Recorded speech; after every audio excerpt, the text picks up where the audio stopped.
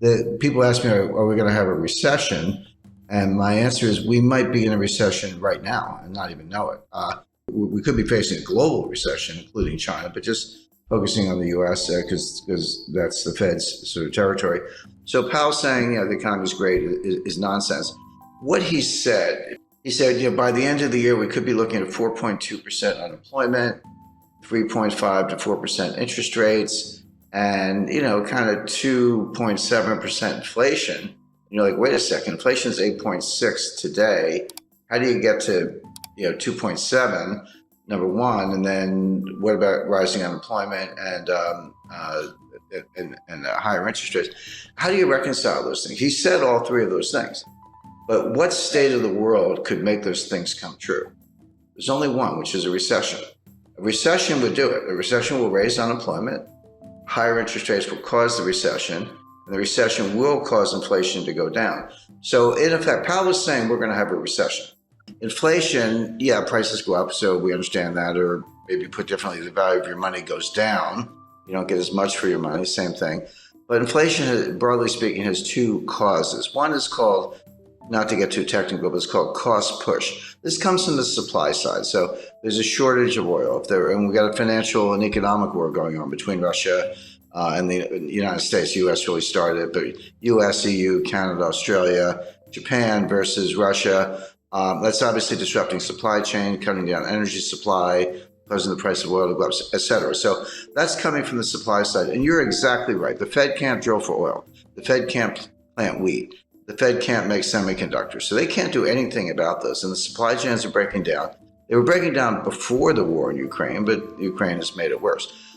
The other source of inflation is called demand pull. And this is when individuals, you, me, and all of our viewers and, everyday Canadians and Americans worry about inflation. We say, well, I'm just thinking about buying a refrigerator. Better buy it now before the price goes up, or the car, house, or whatever it might be. They're different, but they affect each other. When the cost push inflation from the supply side has enough effect, there's a tipping point or critical threshold in psychology. We say, maybe it is out of control. I better go buy some stuff. Then the velocity of money goes up, and then you get inflation. So the Fed can't do anything about cost push. They can't do anything about the price of oil, and you're right about that. But they're looking at the demand side, saying, hey, if this supply thing goes on long enough, eventually the psychology will change, and we'll get demand pull and behavioral, and that is really hard to change. So what they're trying to do, they know they can't change the supply side, but they're trying to squash the demand side before it gets out of control. Now, the question, of course, is can they do it? The answer is they can do it, but at what cost? So a general rule of thumb, this is really simple. You have to forget about nominal interest rates. Nominal interest rates are the rates you see on your screen, you hear about in the headlines and all that. Real interest rates are nominal interest rates minus inflation. Take the inflation out and see what's left. Well, right now, real interest rates are about 2%, actually 1.75% under the Fed's policy rate. Inflation's 8.6%. So, just round numbers, 1.5 minus 8.5, that makes the inflation rate -7. That's nowhere near. It's got to be +2. Real rates have to be +2 to squash inflation. Right now, they're -7. So that implies that the Fed has to raise interest rates to 10.5% to get to +2 real interest rates. That's never going to happen. They're never going to get there. They will destroy the economy long before they get there.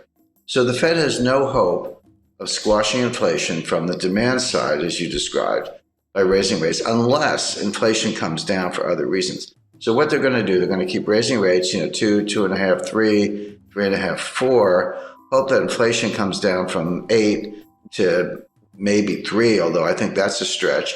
You could get into positive real rate territory, but they're really far away from it. So I think, by the way, I described what they're trying to do.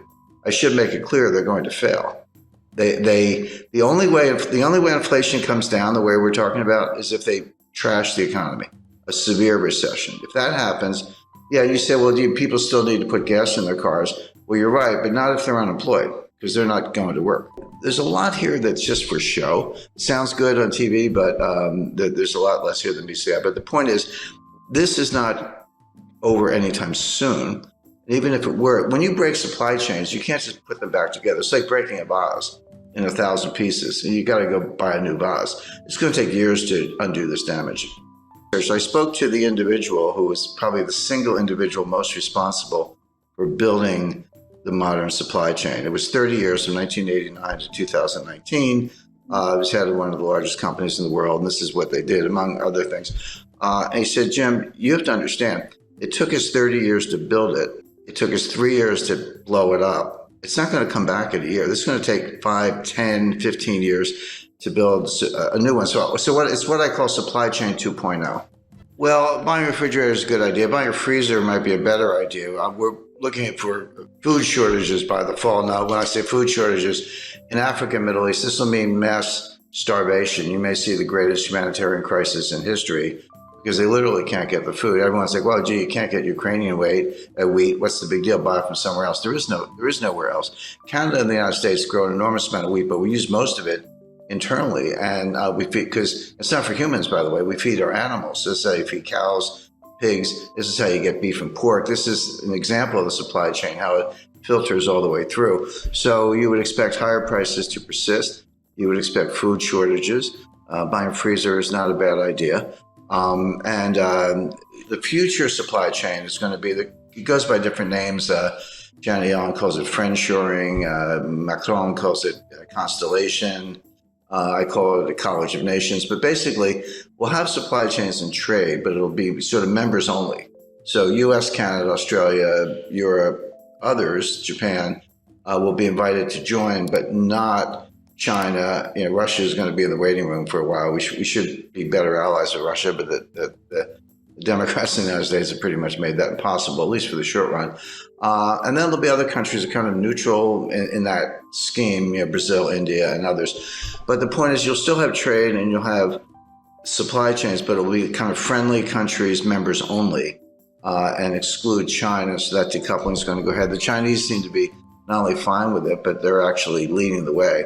Semiconductor manufacturing is moving back to the United States. The 20 billion of new semiconductor plants from Intel. And why is Taiwan Semiconductor spending over $5 billion to build new semiconductor fabrication plants in the United States? Well, obviously because they're worried about China. We're reshuffling the deck, but none of this stuff is easy. Semiconductor plants take 5 years to build. A new refinery, forget it. That's like 7 to 10 years. We haven't had one in the United States since 1977. So it's going to take a while to do all this.